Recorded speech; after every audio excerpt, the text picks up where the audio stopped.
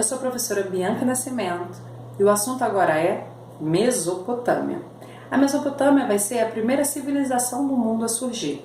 Nós falamos na aula passada que na Idade dos Metais, com a Revolução Agrícola, teve um aumento populacional. Esse aumento populacional vai trazer uma série de características próprias da Idade dos Metais, que é a divisão do trabalho, essa organização, e essa divisão do trabalho vai trazer uma mão de obra especializada e vai precisar surgir um Estado para organizar esse povo. Vamos lá? Com calma. Falando da Mesopotâmia, então. Primeira coisa que a gente precisa saber sobre a Mesopotâmia é a localização. Aonde que surgiu, onde se desenvolveu a Mesopotâmia? No atual país chamado Iraque e Kuwait, que fica mais ou menos nessa região aqui, ó. Dá uma olhada. Nessa região aqui. Região entre Europa, África e Ásia. Região, então, de passagem desses continentes. Região propícia a invasões. E aí, eles precisaram se organizar para defender desses possíveis ataques, mas precisavam também se organizar por conta da geografia local. Vamos lá, localização, ok. Geografia, então. Geografia, a região ali era uma planície aberta, né? O que facilitava a entrada de povos para invadir aquela região. Além disso, eles ficavam entre o rio Tigre e Eufrates. Esses rios, como ali, aquela região ali, a geografia dali, é um clima quente, seco, a vegetação é pobre, é uma região cheia de montanhas e desertos, né? Ali chove pouco, só que lá na cabeceira do rio chove bastante. E aí quando a gente tem um momento lá de muitas chuvas, esses rios transbordam. Ao transbordar esses rios, facilitava no processo agrícola. Por quê? Toda vez que o rio transborda, enche de água as margens do rio, inunda tudo. Imagina, rio Tigre de um lado, rio Eufrates de outros. A crescente fértil, né, o desenvolvimento da Mesopotâmia foi entre esses dois rios. Então choveu lá na cabeceira, alagou essa região e aí alagou tudo. Traz uma série de problemáticas, porque a gente está falando de uma época de 12 mil anos atrás, 12 mil anos atrás não, 12 mil anos antes de Cristo, né, que é quando vai surgir a Mesopotâmia. A gente não tem caça predatória naquela época, então os crocodilos chegam, sei lá, a 5, 6 metros de comprimento. Então a gente tem uma série de problemáticas com as inundações que destruíam a cidade inteira, né? Mas também tem um lado bom dessa inundação, que essa inundação vai deixar restos de vegetais que vêm junto com as águas quando o rio sobe, e vai deixando esse humus nas margens do rio, que quando a água baixa, a gente tem essa margem do rio fertilizada, né? E como não tem essa água o ano inteiro em grande quantidade, o que eles começam a fazer? Diques e canais de irrigação. Canais de irrigação é aquilo que a gente, provavelmente você já viu, eles vão recortando nas margens dos rios, canais, para que essa água escoa por esses canais e a água do rio não fique só naquela margem, como fique mais para dentro também.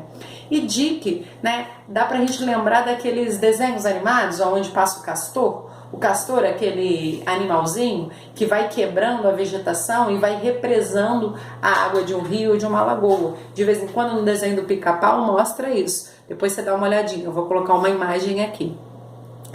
E aí a gente tem esses canais de irrigação e esses diques para favorecer, para melhorar ali a condição agrícola daquela região. Então a gente já falou da economia, que é o desenvolvimento da agricultura. Só que como eles começam a plantar muito por conta dos canais de irrigação, por conta dos diques e por conta do desenvolvimento da astronomia, porque eles passam a estudar os posicionamentos dos astros para saber sobre as estações do ano, quando é bom para plantar, quando é ruim para plantar, como é bom para colher, passa a ter um excedente de produção, eles passam a produzir mais do que eles necessitam. E com isso começam a surgir o comércio à base de troca de mercadorias. Organização política, então, ok, o governo passa a ser centralizado nas mãos do rei. Cada cidade-estado tem o seu próprio rei, que passa a administrar essa divisão do trabalho, esses trabalhadores especializados, mas esse rei é mais do que rei. Ele é um rei e é também um representante dos deuses, porque a religião da Mesopotâmia é politeísta. Então o rei é um dos representantes dos deuses e é um governo teocrático. Então, política, a gente tem aí governo teocrático, nas mãos de uma única pessoa, que é um rei, que tem um poder incontestável, que é um poder despótico, né? E ele passa a controlar toda essa cidade-estado. Essas cidades-estados, então, só se unem quando tem uma invasão. A gente tem o desenvolvimento da primeira escrita, que é a escrita cuneiforme.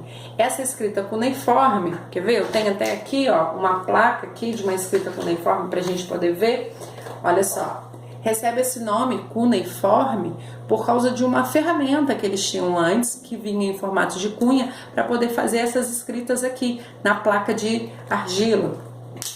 Além da escrita cuneiforme, a gente tem aí uma série de estudos que vão ser desenvolvidos nessa região, como a astronomia, que quem vai desenvolver são os sacerdotes. Os sacerdotes são aqueles que vão organizar a religião, organizar os cultos, as oferendas, mas também vão desenvolver a astronomia, porque na medida que ele olha para o céu e está desenvolvendo a religião, ele passa a entender o posicionamento dos astros e passa a desenvolver uma outra coisa também, que é a astrologia. Quando ele vê ali o posicionamento de uma constelação, ele começa a dar nomes, né? Então aquela constelação é de Escorpião, aquela constelação é de Peixes, e aí quem nasce naquele período tem algumas características próprias, e você achando que ver signo é algo moderno, né? Ó, de 12.000 anos antes de Cristo que vai surgir a astrologia. Além disso, a matemática para a construção dos prédios, das casas, né, dessa época. A gente tem a literatura, a arquitetura, o calendário e a escrita cuneiforme como desenvolvimento, né, como o desenvolvimento dos estudos da Mesopotâmia. A sociedade, vamos lá, sociedade mesopotâmica é dividida entre homens livres e escravos. Quem são os escravos? Aqueles que são sequestrados e vendidos como escravos, prisioneiros de guerra, as pessoas que devem, independente se elas são ricos, pobres, brancos, altos, magros, baixos, esses pode-se virar escravo. E tem os homens livres. Os homens livres, o homem mais importante dessa escala social é o rei. Depois do rei, o sacerdote, que é aquele que organiza a religião e também desenvolve a astronomia e também auxilia no desenvolvimento da agricultura, porque é ele que sabe quando é que é bom para o plantio, quando é ruim para o plantio, quando é bom para a colheita e quando não é bom. Além dos sacerdotes, existem outros caras importantes, tanto quanto eles, que são os escribas. Os escribas são os únicos que sabem ler e escrever dentro da sociedade mesopotâmia.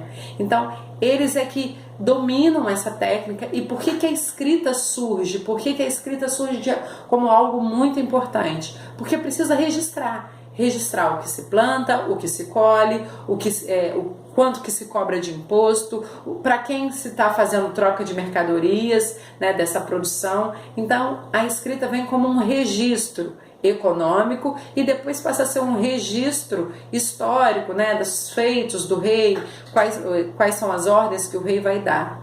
Além dos escribas, a gente tem os generais, que são importantíssimos para a defesa de cada cidade-estado. A gente tem grandes comerciantes, os funcionários do palácio e os patezis. Patezis é outro cargo aí, novidade para gente, porque eles controlavam os impostos e administravam as obras hidráulicas, quer dizer, administravam os canais de irrigação, os diques, e também eram eles que organizavam os estoques de alimentos, né? Além deles, que fazem parte, todos esses, da aristocracia, a gente tem artesão, criador de gado e camponês, que é homem comum, mas também é livre. E a gente tem aí os escravos, que não são livres, né?